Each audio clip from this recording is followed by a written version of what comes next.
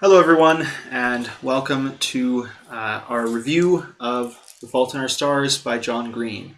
I want to start out by kind of relating the story of how I came to read The Fault in Our Stars. So I first heard about The Fault in Our Stars a few years ago when the movie came out, and I watched the trailers and looked at posters, and it just frankly didn't interest me at all. This story about teens with cancer and their love story, and it really didn't interest me even a single bit, and I kind of just forgot that it existed. Fast forward to this past winter, and I don't even remember how, but somehow I got introduced to the Vlogbrothers on YouTube, and just binge watched a ton of their stuff because it was super entertaining, and it was entertaining, and it was informative, and the community that was built around the videos is just amazing. I've come to really love Vlogbrothers videos and Nerdfighteria and Crash Course and SciShow and just all of it. And one of the things that I particularly have grown to like is both of them, really, but especially John's way of speaking and his way of crafting sentences and his prose, and just it's something that I really enjoy. And so when I was watching a video and he mentioned, "Hey, I wrote this book called The Fault in Our Stars," I had that moment of, wait, what? Because I was just remembering here was this movie that I had zero interest in that I'm now finding out was written by this author who I really like. So I was in kind of a conundrum. My thought process there was, well, I mean, it doesn't look like a book I'd enjoy because of the subject matter, but I really love John's prose, and so maybe that would make it so I could still like the story anyway, but maybe the story would make it so I would appreciate his prose less, and so I kind of waffled back and forth on this until a couple weeks ago I was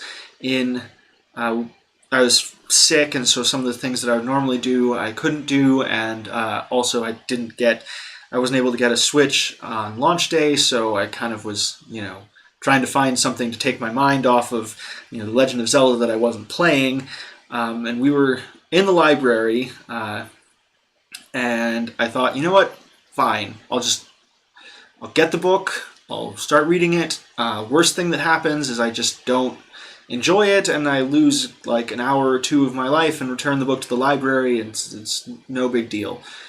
And at least at first, my initial impression was right, that I wouldn't like the story necessarily, but I would love the prose still, and it would make the book worth reading. That being said, as I continued to read, and it really only took to the end of the first chapter, I was really engaged by the story, which is really kind of weird for me because it's so far afield from what I normally read. I normally read sci-fi and fantasy and that kind of thing, so a completely normal world story just didn't really seem like I would enjoy it, but I did. I really enjoyed The Fault in Our Stars. It's a book that I really like and that I'm really glad that I read. And so with that, let's get into our review of the book itself. So in my reading video, I said that there was a reason why I was reading the quote at the beginning and the author's note before I got into the actual text, which just feels weird to say because the quote and the author's note are part of the actual text. But it starts with that quote from An Imperial Affliction, which, at least as far as I can tell, is a book that was just made up for this book. It's not a book that you could find somewhere else. An Imperial Affliction is Hazel's favorite book, and it plays a prominent role throughout the story. That being said, it plays a prominent role right here at the beginning too, in that the Dutch Tulip Man is talking about water as a conjoiner, a rejoinder, a poisoner, a concealer, a revelator, something that takes everything with it. He says, that's water and well and time. That last line there, water, well and time, really does set the tone for the whole rest of the book if you know what you're looking for. Let me just say that, and this is something that John has said, it's not a coincidence that Augustus's last name is Waters. That in the book we talk about his blue eyes that are so clear that you could almost see through them.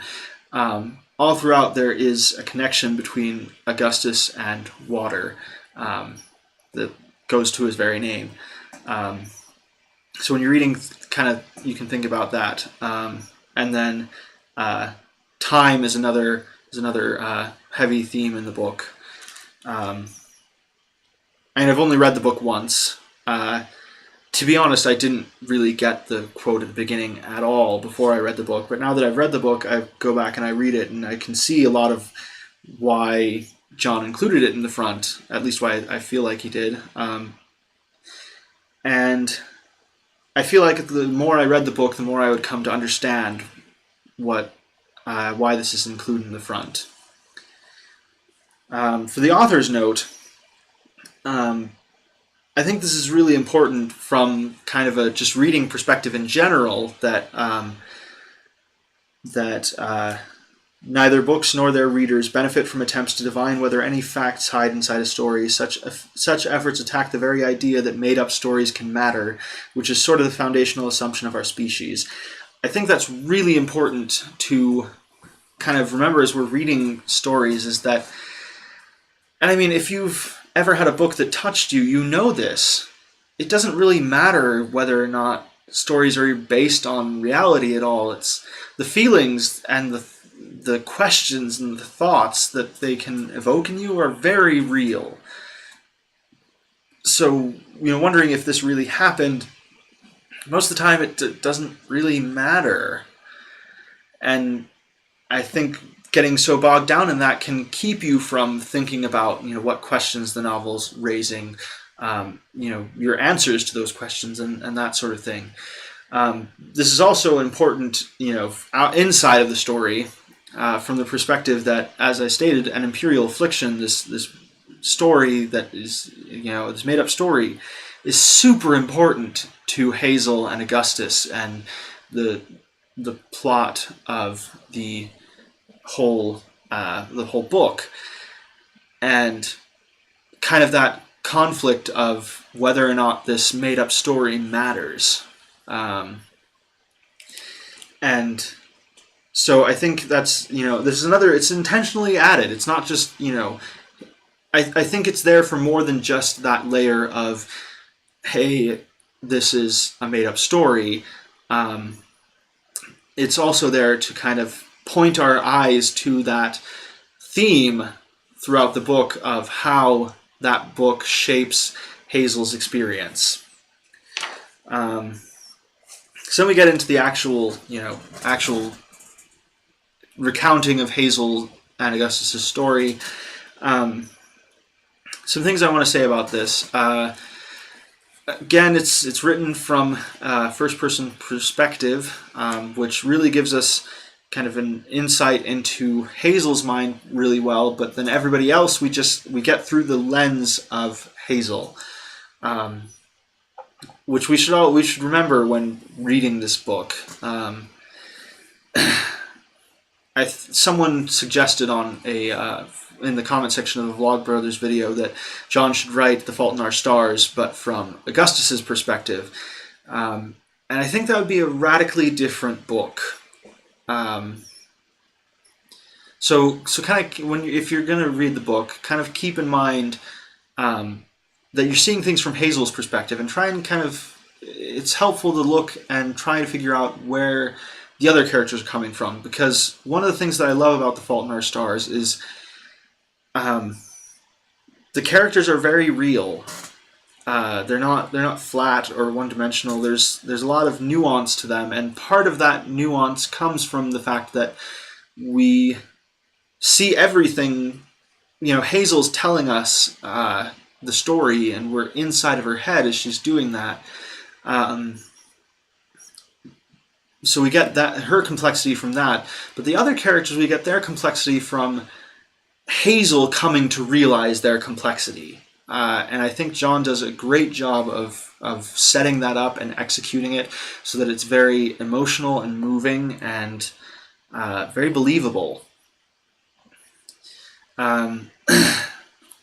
Subject matter is understandably grim, given everything. The book has a lot of grim and sad moments, as to be expected in a story about cancer and people surviving cancer. But it also does have some very hilarious things in it. That first part of the reason that I fell in love with the book in the first chapter is just how dripping with sarcasm it is. It's excellent. I love it. And it just, it's been what, like 6 or 7 years since I was really a teenager. So I don't, for me, it's kind of a little bit fuzzy, especially since I wasn't super social during those years. So, but it feels like genuine teenagers, whether or not it is. And that's something that is a lot harder for older writers to do a lot of the time, because it's hard for us to remember what it's actually like to be a teenager. But I think John does an excellent job of portraying these characters as real teenagers. The other thing I will say about the book in this vein is that if you are sensitive to swearing, then the book might not be for you. There's not an abundance of it. It's not gratuitous in any way. It's not like he's just throwing in expletives for the sake of it. But it is there because teenagers swear. It would be disingenuous to display them otherwise. And sure, he could just, say that they swore sometimes, but honestly, Hazel wouldn't do that. And so they needed to be there. I don't think they detract from the story. In fact, I think they add to the story. But if you're sensitive to that sort of thing, then this might not be the book for you. If you don't want to cry while reading a book, this is also not the book for you. Like I said, there's a lot of sad stuff in it, but in the end, I think The Fault in Our Stars is one of those books that is important, not just because of necessarily what it's about, but important because of the effect it can have on people. The Fault in Our Stars, for me, was a very enlightening read, not just because it broadened my perspective on what kinds of books I might like, but also because it made me think about a lot of things, about love and about time and about pain and about empathy. And I think for that reason, it's a very rewarding book if you'll give it a chance. There's a lot to say about this book, and I feel like I can't do it as much justice as it deserves, because I've only read it once. But I've got to return it to the library soon, so I needed to make this video now. I think one of the things that John has said that I really appreciate is that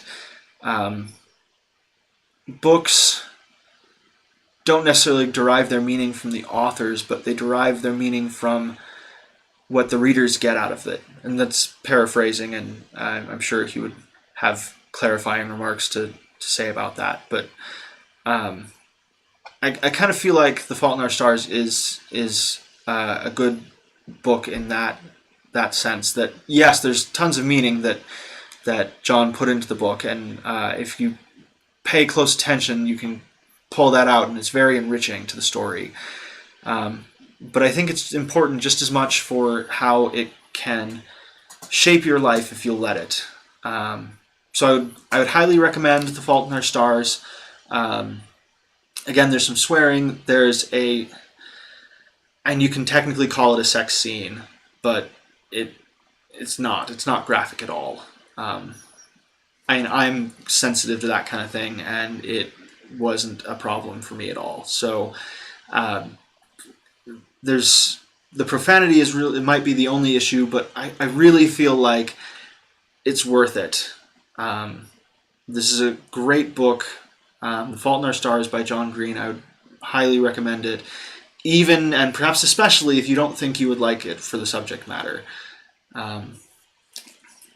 So that's all I have to say about The Fault in Our Stars right now. I might revisit it later if I have time, when I read it again, to analyze it a bit more thoroughly. But hopefully that gives you an idea of kind of what the book's about, and some things to think about if you're looking at wanting to read it.